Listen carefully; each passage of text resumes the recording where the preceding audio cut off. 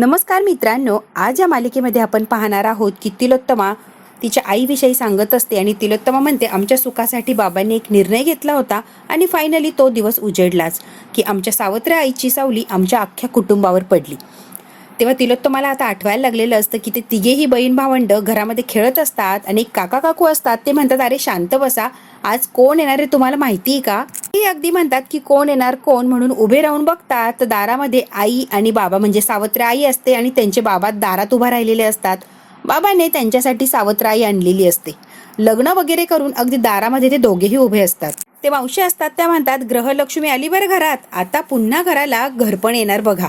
आता तिलोत्तमाने स्वतःची म्हणजे सावत्र आई बघितलेली असते समोर। ते मुलं एकमेकांकडे बघायला लागलेले असतात कारण त्यांना आश्चर्याचा धक्का बसलेला असतो। बाबांनी दुसरं लग्न केलेलं असतं। बाबा म्हणतात मुलांना आईची सावली मिळणार हेच माझ्यासाठी सगळं काही आहे, त्यामुळे हा निर्णय फक्त आणि फक्त माझ्या मुलांसाठी मी घेतलाय। त्यांची आई आल्या आल्या लगेच म्हणते की किती गोंडस मुलं ही, आणि सगळ्यांचा पापा घेतलेला असतो त्या सावत्र आईने। आल्या आल्या सगळ्या मुलांना जवळ घेतलेलं असतं। ती आई आता सगळ्यांच्या समोर अगदी गोडगोड आणि छान छान बोलत असते, मी आली ना, मी सगळं काही छान करणार बघा। आता वडिलांना वाटलं होतं ती आली ती आता आम्हाला सगळ्यांना सांभाळेल, आमच्याकडे लक्ष देईल किंवा प्रेमाने सांभाळ करेल, पण त्यांना माहित नव्हतं प्रत्येक घराच्या चौकटीवर पाऊल ठेवणारी बाई यशोदा नसते, काही कैकई सुद्धा असते आणि ती माझी सावत्र आई अगदी कैकईच होते। काही सारखंच तिने सगळं काही वागलं आणि आम्हाला वागवलं। बाबा आता त्या सावत्र आईला म्हणतात की इकडे आहे, म्हणजे तिलोत्तमाची जी पहिली आई असती तिचा आशीर्वाद घे, हिची जागा तर कोणी घेणार नाहीये, पण हिचा आशीर्वाद मात्र तुझ्या डोक्यावर कायम राहील, तेव्हा तू हिचा आशीर्वाद घेणं गरजेचं आहे। तिने सगळ्यांच्या समोर आशीर्वाद घेतलेला असतो, पण तो सगळं काही नाटकी असतं। तिलोत्तमा आता सगळं काही सांगत असते आणि रडत असते कारण जे काही डिनर सेट ब्लॅक कलरचा आणलेला असतो सगळं काही आता बॉक्समध्ये परत ठेवायला लागलेला असतो, कारण तिलोत्तमा काय घडलंय तिच्यासोबत ते सगळं सांगायला तयार झालेली असते। हळूहळू ती सगळं सांगत असते। म्हणतो तुझी सावत्र आई सावळी होती म्हणून तुला या रंगाचा राग आहे नाही, एखादा माणूस वाईट असू शकतो, रंग कसं वाईट असेल आई, तू काहीही विचार करते, काय रंगाने काय बिघडवलंय आई? म्हणतो आई आता आम्हाला सगळ्यांना सांगा तुझ्या सावत्र आईने नेमकी काय केलं तुझ्यासोबत की तुला एवढा तिरस्कार एवढा तिटकारा येतो या रंगाचा? म्हणते प्लीज सारंग नको ना विचारू, प्लीज माझ्या जखमांवर ज्या खपल्या आहेत ना त्या कुरतडून काढू नको, प्लीज सारंग नको मला काही प्रश्न विचारू। तो म्हणते मला त्रास होतो आणि आधी हे सगळं उचला बास आता सारंग। बाबा म्हणतात तिलोत्तमा किती काळ हे सगळं ओझं मनामध्ये दडवून ठेवलंय, अगं मोकळी हो, बोल, काहीतरी कर, आम्हाला सांग तुला काय होतंय नेमकी। सगळ्यात महत्वाचं तिलोत्तमा दुःखाचं दाबून ठेवलं तर मुक्ती कशी मिळणार, मुक्ती हवी असेल तर मोकळं व्हायला लागणार तुला। म्हणतो बाबा बरोबर बोलताय, भूतकाळाची गोष्ट जर बोलली तर तुलाच बरं वाटेल, तू बोलून तर बघ। तो म्हणते एवढं सोपं आहे का रे, सगळ्या गोष्टींचा खूप काही त्रास होतो रे, तिने काय काय केलंय ना तुला कल्पना सुद्धा नाहीये। अगदी सहज बोलते, अगं मग सांग ना तिने काय केलं कळू दे तरी मला। काही हट्टाला पेटलेलं असतो, तिच्याकडून सगळी काही माहिती आजच त्याला मिळवायची असते। तिलोत्तमाला आठवायला लागतं की तिन्ही भावंड एका रूम मध्ये असतात, तिलोत्तमा अभ्यास करत असते आणि दोन छोटी भावंड खेळत असतात। बाबा येतात आणि बाबा म्हणतात काय मस्ती करताय रे, तिलोत्तमा ताईला अभ्यास तर करू द्या। बाबा कामावर निघालेले असतात। त्या नवीन आईने डब्बा दिलेला असतो बाबांना आणि बाबा डब्बा घेऊन चाललेले असतात। त्यांच्या समोर फार काळजी दाखवत असते, वेण्या घालून देत असते, त्यांना शाळेसाठी तयार करत असते। बाबांना हे चित्र बघून खूप छान वाटत असतं। बाबा हे सगळं काही बघतात आणि म्हणतात तू आल्यापासून या घराला पुन्हा एकदा घरपण आलंय, खरंच खूप छान वाटतंय, आता मुलांची काळजीच वाटत नाही, माझं कर्तव्य आहे त्यात काय वेगळं, नसली तर कमी भासून देणार नाही, अगदी निर्धास्त राहा, मी आहे ना, मी सगळं काही बघेल। बाबा आता चाललेले असतात आणि तिलोत्तमा येतो ग म्हणून बाबा आता निघून जातात। आता जसे वडील बाहेर गेले तसं लगेच हिने असली रंग दाखवायला सुरुवात केलेला असतो। तिलोत्तमा म्हणते वडिलांच्या समोर असं दाखवायची की फार सतसावित्री, वडील बाहेर गेले की लगेच रंग दाखवायची। लगेच तिने तिलोत्तमाला मारलेलं असतं, अभ्यास करायचा नाही, हिची वेणी फणी कर आणि आवर पटापट घरातली कामं। तर माझा हातही दाबलेला असतो, माझ्याकडे बघतीस काय डोळे वाटारून, काय गे सांगितलं ना तेवढं करायचं, अगदी दम द्यायला लागलेली असते सगळ्यांनाच। तर मला ही मारहाण करत असते, हे सगळं काही आता ते दोन छोटे बहीण भाऊ असतात ते बघत असतात। दिसायला सुंदर आहे, तुझी आई दिसायला सुंदर होती ना, तशी मी नाहीये, तर मी तुझी आई लक्षात ठेवायचं, मी म्हणेल तसंच ऐकायचं, पटकन कामावर। तेव्हा म्हणते त्या दिवशी तिचं अजून एक घाणेरडं रूप आमच्या समोर आलं। रूम मध्ये सगळ्यांना तिने पाठवलेलं असतं, त्या मुलांना दम दिलेला असतो, माझं महत्वाचं काम आहे, दरवाजाच्या बाहेर जा आलात तर याद राखा इथेच बसून राहायचं, अजिबात हलायचं नाही, मी जेव्हा दरवाजा उघडून या म्हणेल तेव्हा बाहेर यायचं। ही मुलं इतकी घाबरलेली असतात।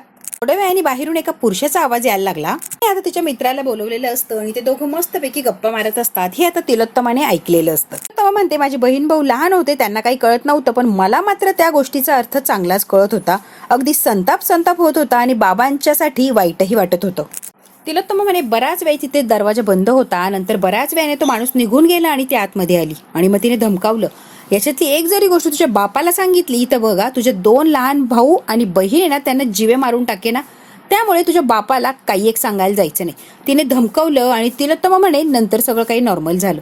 आणि हे रोजच व्हायला लागलं. माझ्या बाबांची पाठ फिरली की ती बरोबर रोज कुणाला तरी बोलवायची आणि तिचं ते रोजचं चालायचं. आता हे आमच्यासाठी जगाचा संपर्क तुटल्यासारखं होतं, कारण आम्ही बाहेर जायचं नाही किंवा कुणाशी काही संपर्कही ठेवायचं नाही असं तिने आम्हाला सांगितलेलंच होतं. तेव्हा म्हणते अडगाईचं सामान असतं ना तशी वागवायची ती आम्हाला. खोलीमध्ये ना आम्हाला डांबून ठेवायची. ती तिघांचं बालपण त्याच खोलीमध्ये बंद झालं होतं. बंद असलेल्या खोलीमध्ये असं गुदमरून गेलं होतं. तेव्हा म्हणते आम्ही जेव्हा आत असायचो तेव्हा बाहेरचे आवाज यायचे. एक माणूस यायचा, तिचं काय हसणं खिदळणं काय चालायचं आणि जरा वेळाने तो परत जायचा. तेव्हा म्हणते त्या दिवशी तिने कसं काय दाराला लॉकच केलं नव्हतं. मी आले आणि हॉलमध्ये बसले आणि ते दोघं बेडरूम मध्ये बाहेर आलेले होते. जेव्हा मला बघितलं तेव्हा ती भयंकर अशी चिडली. माणूस इतका भित्रा होता, मला बघितलं आणि तो पळतच सुटला. ही मात्र आता तिलोत्तमावर चिडलेली होती की अशी कशी चोरट्यासारखी आत आली ग, काही कळतं का. हळूच येऊन बसली. बाईने सगळा राग माझ्यावर काढला. अशी कशी ऐकत नाही, मी बघतेच, इथून पुढे तू अशी चोरट्यासारखी येऊन बसणार नाही. आधीच तिलोत्तमा खूप घाबरलेली होती. आता ही काहीतरी करणार आणि बरोबर तेच केलेलं असते. एक काठी केलेली असते, त्या काठीने बेदम या तिलोत्तमाला मारते. तेव्हा म्हणे रोज मला अशीच मारायची, इतके वळ उठेपर्यंत मारायची आणि मी कुणाला दाखवूही शकत नव्हते, कुणाला काही म्हणूही शकत नव्हते, कारण तिने लहान बहीण भावंडांना मारून टाकेन अशी धमकी दिली होती. त्यामुळे ती रोज मला मारायची आणि तिचा कार्यक्रम रोजचा ठरलेला असायचा. कधी बाबा प्रेमाने जवळ यायचे, पाठीवरून हात फिरवायचे, ती कळ जायची. त्यांनी सहज जरी हात फिरवला की कळ जायची, कारण इने मारून मारून अगदी पाठीचं जखमा झाल्या होत्या पूर्ण पाठीवर. जरा जरी चुकून हात लागला की वेदना व्हायच्या. म्हणे एवढ्या वेदना होत होत्या तरी पण मी रडत नव्हते, कारण रडू शकतच नव्हते. मी जर रडले तर ती अजून मारणार, अजून मला टॉर्चर करणार. तिने धमकीच दिली आणि त्यात तुझ्या बाबांना जर काही सांगितलं तर भावंडांना मारून टाकणार ही वेळोवेळी मला आठवण करून द्यायची. त्यामुळे मी सगळं काही एकटी सहन करायचे. ती टॉर्चर करायची आणि मी टॉर्चर होत होते. ते आवळून घ्यायचे, रडणं थांबवायचे, हुंदके देत देत मी गुपचूप न आवाज करता रडायचे. सगळं काही गुपचूप सहन करायचे फक्त लहान भावंडांसाठी. तिलोत्तमा आता हे सांगत होती तेव्हा सगळ्या सोहम सगळ्यांच्या डोळ्यातून पाणी येत असतं की तिलोत्तमाने या एवढ्याशा वयात किती काही सहन केलेलं असतं. तेव्हा म्हणते अजूनही ते दिवस आठवतात अगदी स्पष्ट. तर मग आता परत रडायला लागलेली असते, कारण तिला ते दिवस आठवलेले असतात. तिने खूप काही भोगलेलं असतं त्या सावत्र आईकडून. तिलोत्तमा आता खूप जोर जोरात रडायला लागलेली असते. तिला सावरण्याचा प्रयत्न करतात पण तिलोत्तमा खूपच रडत असते. ती आता पाणी देते. सारंग म्हणतो आई पाणी पी. सारंग म्हणतो सॉरी आई, मला कल्पना नव्हती असं काही घडलं असेल, तू एवढं काही भोगलं असेल. तिलोत्तमा आता पाणी अशी घटाघट पाणी प्यायला लागते. एवढंच ऐकून अस्वस्थ झाला सारंग. अरे पुढे खूप काही आहे, तुम्हाला कोणाला त्रास होऊ नये म्हणून मी स्वतःकडे सगळं काही लपवून ठेवलं होतं, पण तू हट्टीपणा केला सारंग, म्हणून मला सगळं काही सांगायला लागलं. मी जे भोगलंय ना सारंग, तू विचारही करू शकत नाही असं काही मी वेदना भोगल्यात माझ्या आयुष्यात.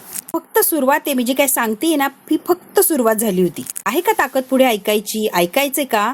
म्हणते प्लीज तुम्ही काही सांगू नका आणि त्रासही करून घेऊ नका. नका सांगू, कोणाला काही ऐकायचं नाहीये प्लीज तिलोत्तमा मॅडम, काही नका सांगायला जाऊ. तेव्हा म्हणते त्रास तर होतोय खरंच, मला खूप वेदना होत आहे हे सगळं सांगताना, पण आता ऐकायला लागणार आहे. आता मी एकदा सांगायला सुरुवात केली तर सगळ्यांनी आता हिंमत करून ऐकाच मी काय काय सहन केलंय. तर मग आता डोळे पुसते, स्वतःला सावरते आणि आता पुढे काय झालं ते सांगायला सुरुवात करते. तर मग म्हणते तिच्या सगळ्या गोष्टी माझ्या बाबांच्या पासून किती दिवस लपून राहिल्या असत्या मला सांगा तुम्ही. तर मग म्हणते माझ्या बाबांच्या पासून जास्त काळ ह्या गोष्टी लपल्याच नाही. तो माणूस त्यानंतर घरी आलाच नाही, पण ही मात्र बाहेर जायला लागली.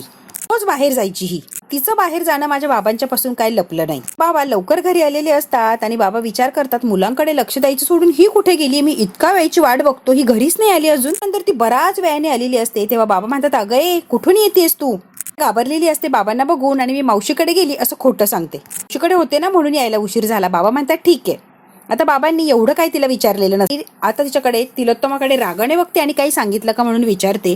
ही तिलोत्तमा खूप घाबरलेली असते आणि नाही अशी मान डोलावते की मी तिला म्हणजे बाबांना मी काहीच सांगितलं नाही. परत दुसऱ्या दिवशी सुद्धा बाबा लवकर आले आणि ती बाई घरात नव्हतीच. परत बाबांनी वाट बघून बघून थकले तरी सुद्धा ती घरी आलेलीच नव्हती.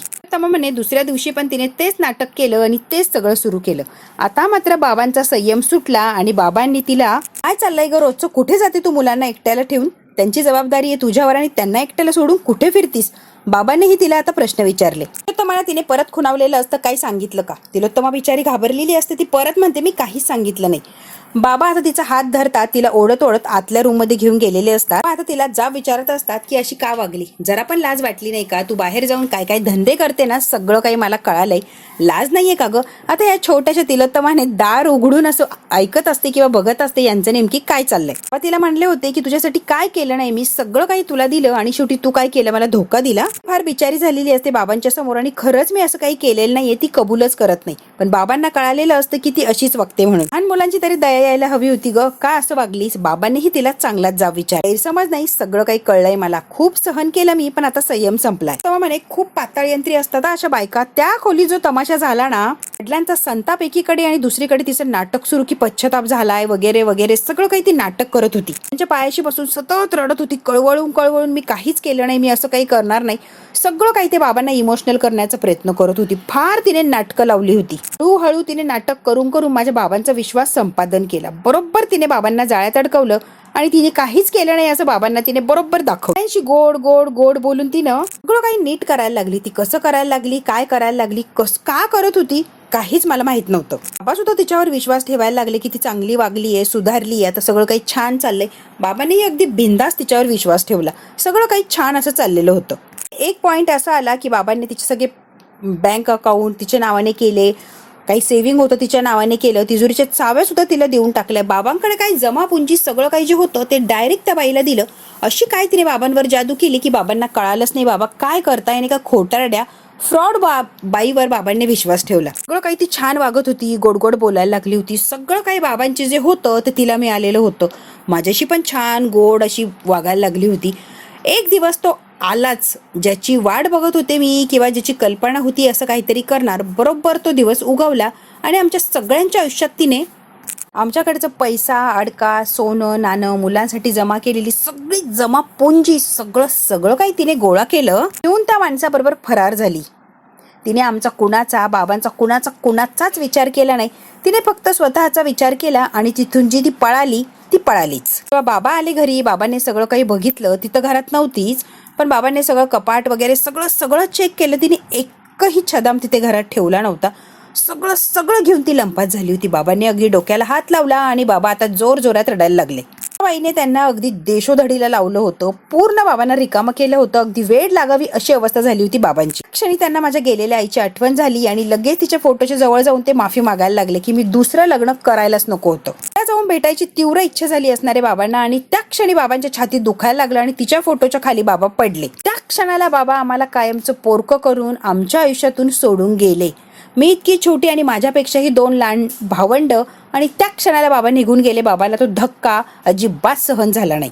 तर हे जे काय सांगत होती ते ऐकताना सगळ्यांच्या डोळ्यातून पाणी येत होतं. इतकी भयान परिस्थिती भोगलेली असते तिलोत्तमाने. तिलोत्तमा म्हणते मी पुन्हा एकदा खचून गेले. माझ्याकडे काहीच राहिलं नव्हतं, ना बाबा ना घरची संपत्ती, आमच्याकडे काहीही राहिलं नव्हतं. अगदी आम्ही तिघेच होतो, बाकी आमच्याकडे काहीच नव्हतं.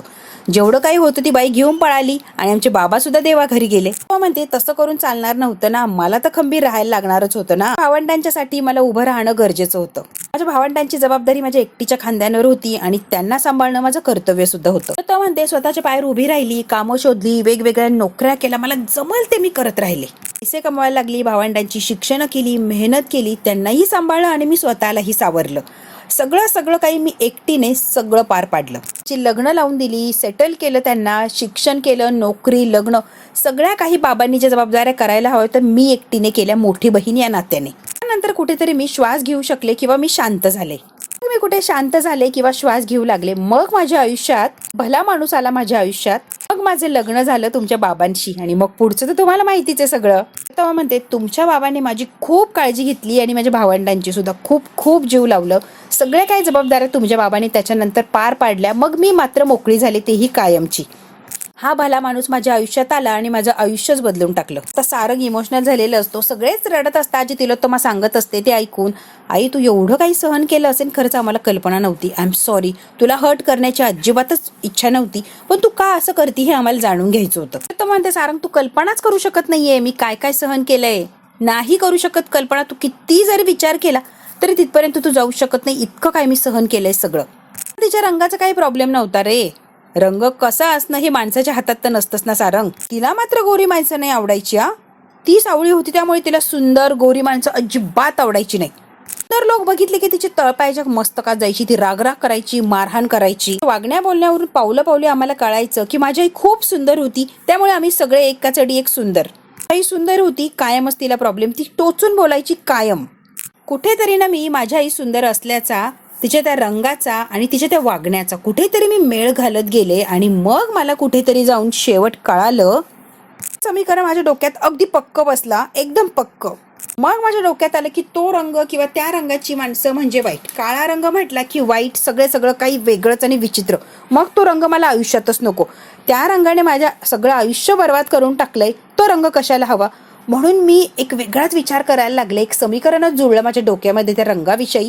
आणि मग मात्र त्या रंगाचा इतका तिरस्कार करायला लागले मी की तो नको नको, आणि मी आयुष्यातून तो रंग काढूनच टाकला. मग मला काय वाटतं माहिती का, ती जशी माझ्याशी वागली ना, मग सगळी माणसं माझ्याशी असंच वागणार. काळ्या रंगाची माणसं, काळा रंग, सगळे लोक माझ्याशी असंच वागणार. मग मला ते आवडतच नाही. समीकरण डोक्यात जे फिट बसलंय ते सारंग माझ्या अजूनही डोक्यातून गेलेलं नाहीये. मी विचारच करू शकत नाहीये त्या लोकांबद्दल चांगला. का कुणास ठाऊक, मी स्वतः भोगलाय म्हणून मी समोरच्या बद्दल चांगला विचारच करू शकत नाहीये सारंग. विश्वास ठेवू शकत नाही. काही झालं, किती झालं ना सारंग, मी नाही विश्वास ठेवू शकत. हे वागणं चुकीचं आहे, हे बरोबर नाहीये, हे मलाही कळतंय सारंग. पण मी माझ्या मनाला समजावू शकत नाहीये. कितीही काय झालं तरी शक्यच नाहीये. सारंग म्हणतो, आई पण सगळीच माणसं अशी नसतात ना ग. ती तुझ्या आई एकटी तशी निघाली म्हणून बाकी तुझ्या आजूबाजूला असणारी सगळीच माणसं तशी असतील असं थोडी आहे ना. तू स्वतःला जरा बदल ना. म्हणतो, आपली सावली वाईट आहे का? आपली सावली तुझ्या आईसारखी वागते का? तूच सांग आई, ती वेगळी आहे ना. म्हणतो, आई आपली सावली तशी नाहीये, आपली सावली खूप वेगळी आहे, हे तुलाही माहिती आहे ना.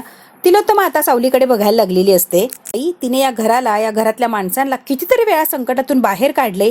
ती तशी आहे का सावली, तूच विचार कर. घरासाठी तिने खूप काही केलंय ना आई. तिलोत्तमा म्हणते, हो बरोबर आहे, खूप चांगली आहे, सगळं काही छान करते, ती चांगली आहे, सगळं काही माहिती आहे रे मला सारंग, सगळं माहिती आहे मला. कृतज्ञ आहे, तिने जे काही केलंय ना त्या सगळ्याबद्दल कृतज्ञ आहे, त्याबद्दल काही वादच नाहीये सारंग. बघते झालं, सगळ्यांना माहिती की तिने चांगलं कृत्य केलं, सगळं काही छान वागली, सगळ्यांना सांभाळलं, सगळ्यांसाठीच भल्याचं केलं. पण कशावरून सारंग उद्या ती काही वाईट कृत्य करणार नाही का? ती वाईट वागणार नाही, ती आहे तशीच कायम वागणार का? ती कधीतरी वाईट वागू शकते ना. तोच का तिची गॅरंटी सारंग मला? तेव्हा म्हणते, नाही ना, प्रॉमिस देऊ शकत नाही ना, मला गॅरंटी नाही देऊ शकत ना. मला आहे ना स्वतःचीच कुठेतरी भीती वाटायला लागते बघ सारंग. मुली जर उद्या चुकली तर मी तिला माफ नाही करू शकणार आहे, आत्ताच सांगते मी.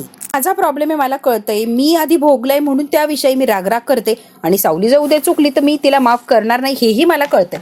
सगळं काही चुकीचं आहे, सगळं जाणून सुद्धा मी वाईट नाहीये रे, पण का कोणास ठाऊक माझ्या डोक्यातून नाही जाऊ शकत आहे. प्रॉब्लेम आहे तर मी काय करू शकते? मला सगळं काही दिसतंय, समजतंय, पण मी काहीच करू शकत नाहीये. तर सारंग मी काय करू, तूच मला उत्तर दे. काय झालं तरी मी स्वतःला नाही बदलू शकत आहे सारंग, तू हे एक्सेप्ट कर, नाही बदलू शकत आहे मी, प्लीज. लहानपणापासून डोक्यात, काळजात, मनावर सगळं काही बिंबत गेलंय ना की ते आता बदलूच शकत नाही मी, काहीही झालं तरी. कडे बिंबवलं गेलं आणि इतकी वर्ष मी तेच डोक्यात ठेवलंय किंवा इतकी वर्ष मी सगळं काही सहन करत आलीये, अचानक माझ्या डोक्यातून जाणं शक्यच नाहीये सारंग. त्यामुळे तू सांग, मी कसा चांगला विचार करू किंवा सगळं काही डोक्यातून कसं काढून टाकू? तिलोत्तमा आता सारंगकडे रागाने बघते आणि या रंगाच्या सगळ्या गोष्टी माझ्या घरातून फेकून द्यायच्या, तुला हे शेवटचं सांगतेय. आणि राग तिलोत्तमा तिथून निघून गेलेली असते आणि सगळ्यांना मात्र शॉक बसलेला असतो तिलोत्तमाच्या सगळं काही जे सांगितलंय त्याच्यावरून आणि आता जी जे वागतीये त्याचा. सगळ्या सावलीला मात्र खूप वाईट वाटलेलं असतं, आता सगळ्यांनाच वाईट वाटलेलं असतं. आता बघूया तिलोत्तमाचा हा गैरसमज आहे, हा सावली कसा दूर करणार आणि तिलोत्तमा परत नॉर्मल वागायला लागणार का? हे जर बघायचं असेल मित्रांनो तर बघायला लागणारे पुढचा भाग, हा भाग इथेच संपतो. व्हिडिओ आवडल्यास लाईक, शेअर, सबस्क्राईब नक्की करा. धन्यवाद.